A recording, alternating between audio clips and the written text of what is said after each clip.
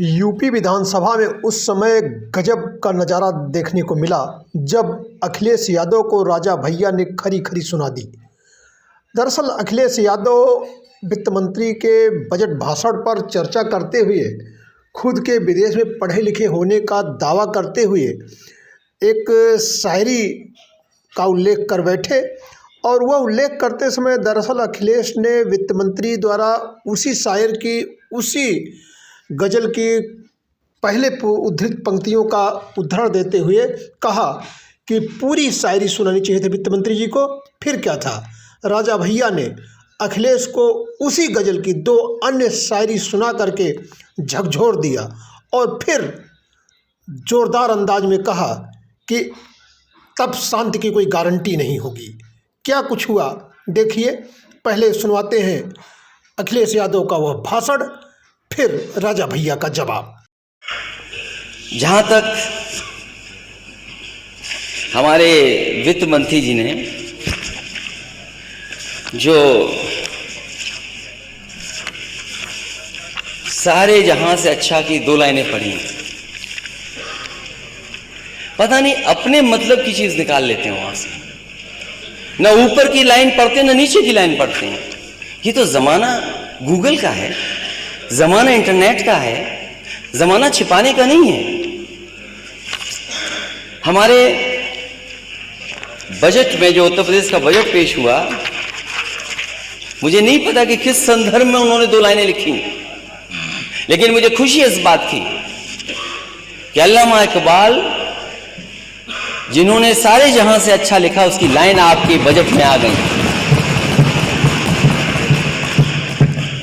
तो आप बहुत सेकुलर हैं।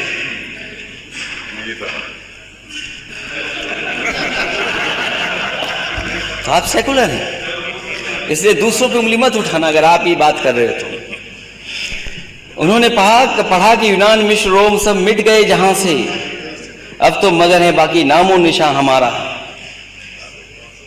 मैं अध्यक्ष महोदय, अगर ये नाम इन्होंने लिखे हैं और अपनी तारीफ में लिखे बजट पेश करते हुए कि ये बहुत ताकतवर हो गए, इनकी ग्रोथ बहुत आगे चली गई है, तो मैं अध्यक्ष महोदय आपके माध्यम से इनसे कहूंगा, जिन जिन देशों के नाम यहां लिखे गए हैं उन देशों की पर कैपिटा इनकम क्या है,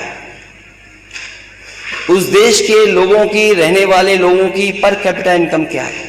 अगर आपकी नीयत कुछ और थी तो मैं उस बारे में नहीं कहना चाहता हूं, लेकिन उसके बाद की लाइन नहीं पढ़ी जो सबसे बड़ी लाइन थी, जो अल्लामा इकबाल ने अपनी लाइन लिखी। इसमें उन्होंने लिखा, कुछ बात है कि हस्ती मिट्टी नहीं हमारी, सदियों रहा है दुश्मन दौरे जहां हमारा। ये वो लोग हैं जो भारत को बनाना चाहते थे। श्रीमन, जैसा कि हमने महामहिम राज्यपाल के अभिभाषण में कहा था कि प्रभु श्री राम की चर्चा सर्वाधिक हुई, बहुत अच्छी बात है। डॉक्टर लोहिया को मानने वाले लोग भी ये मानेंगे कि डॉक्टर लोहिया ने जन सामान्य को भगवान श्री राम के आदर्शों पर चलने की प्रेरणा देने के उद्देश्य से प्रतिवर्ष रामायण मेले का आयोजन किया करते थे। डॉक्टर लोहिया का ही एक ये बयान था कि बाबर, गजनी, गोरी, औरंगजेब लुटेरे थे, रसखान और रहीम हमारे पूर्वज। श्रीमन, ये बात यहाँ पे इसलिए कहना आवश्यक हो रही है कि पिछले कई दिनों से हम देख रहे हैं कि माहौल बिगाड़ने का प्रयास हो रहा है। हल्द्वानी तक का उदाहरण दिया गया इस हाउस में। सरकार अपनी जगह पे पूरा प्रयास करती है कि हमारे राज्य में कोई उपद्रव न हो, अशांति न हो, लेकिन कहीं न कहीं एक ये आभास हो रहा है हमको कि माहौल खराब करने का एक प्रयास हो रहा है। बात की गई श्री राम जन्मभूमि की, साक्षात भगवान श्री राम ने अवतार लिया। काशी नगरी जो भगवान शिव के त्रिशूल पे टिकी हुई है, जा सुनाम बल शंकर काशी, देत सबहि संगति अविनाशी, और भगवान श्री कृष्ण की जन्मभूमि। श्रीमान, स्पष्ट है ये दीवार के ऊपर शिखर तोड़ करके गुंबद बना देने से ये गंगा जमुनी तहजीब नहीं होती। वो हमारा था, आक्रांताओं द्वारा तोड़ा गया है।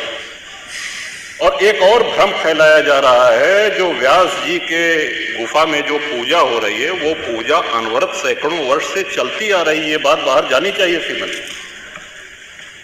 अनवरत सैकड़ों वर्ष से, इस पे सन 93 में स्थानीय प्रशासन ने रोक लगाया, किसी न्यायालय ने रोक नहीं लगाया इसकी पूजा पे। और इस सदन के माध्यम से श्रीमान उन पुजारी को भी हम प्रणाम करेंगे, 31 वर्ष जिन्होंने चाबी संभाल के रखी कि एक न एक दिन ऐसी सरकार आएगी कि ये ताला खुलेगा और इस चाबी की आवश्यकता।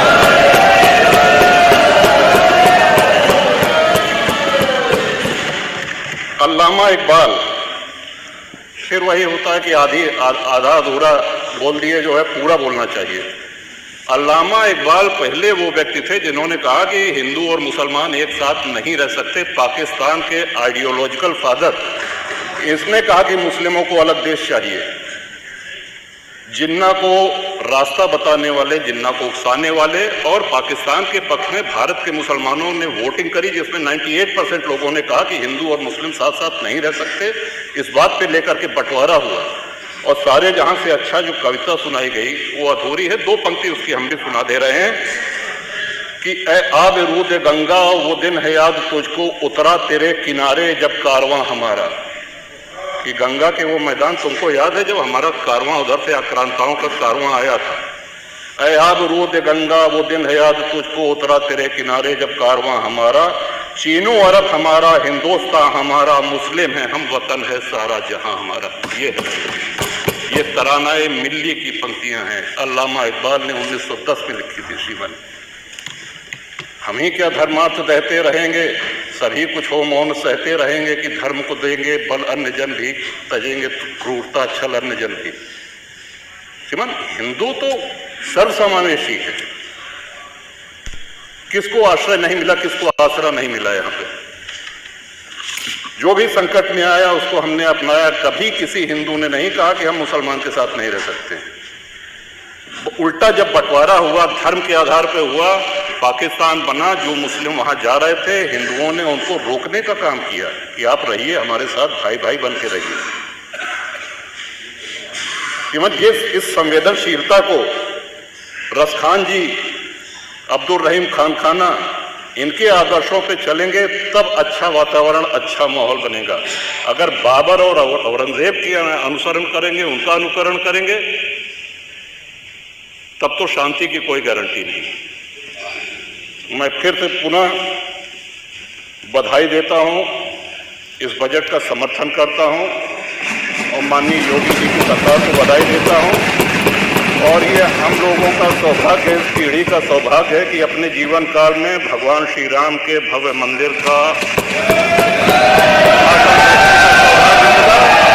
और मेरा ये भी मानना है कि आदि शंकराचार्य के बाद अगर कोई सनातन उत्थान का और हिंदू उत्थान का कार्य कर रहा है तो श्रीमान नरेंद्र मोदी। बहुत बहुत धन्यवाद।